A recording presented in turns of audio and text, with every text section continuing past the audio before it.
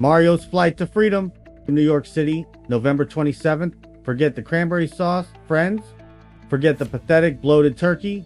The real main event, the psychedelic, reality-bending spectacle we never knew we needed, is our boy Mario finally taking flight down Manhattan. And I was there, jammed shoulder to shoulder with the huddled pre-dawn masses, feeling like I was about to cover the goddamn Mint 400 on a handful of questionable shrooms. This wasn't a parade. This was a cosmic ascension.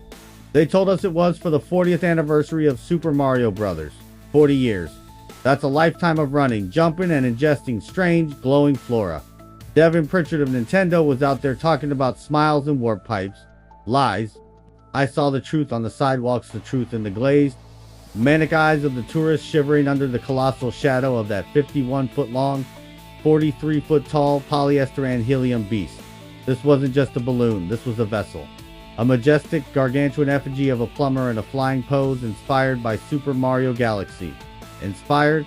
Hell, the only thing that balloon was inspired by was the desperate, beautiful need to escape this crushing, predictable reality and blast off into the cold, uncaring cosmos. It was a $5 million statement of intent from a man who has clearly had enough of Mushroom Kingdom politics. Jordan Dabby from Macy's tried to spin it as a joyful celebration. Hogwash. I watched the Wind the Savage, swirling current of New York air try to tear that bloated hero from his moorings, and I saw it in his eyes, the massive, terrified, pixel-perfect eyes. Mario wasn't celebrating. He was fleeing. He spent 40 years saving a princess who's always in another damn castle. He's done the plumbing. He's eaten the mushrooms. He's survived the Koopa Troopers' fascist regime. Now he was finally on his way to a better gig. Maybe Jupiter. Maybe an uncharted galaxy where the pipes lead to peace. Not another godforsaken lava pit. The parade rolled on, a blinding cavalcade of capitalism and holiday delusion. But all I could see was that beautiful, madman plumber balloon straining against the ropes, pulled by a crew of sweaty, terrified handlers in matching jumpsuits who looked like they'd just been pressed into service from a Coney Island cult. The sound of the crowd was a roar, a primal scream of wahoo.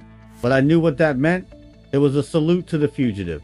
The last I saw of him, the great, inflatable Raoul Duke of the Mushroom Kingdom was rounding the corner onto 6th Avenue, his gigantic white-gloved hand the one that had punched 1,000 question blocks, waving a final, defiant farewell.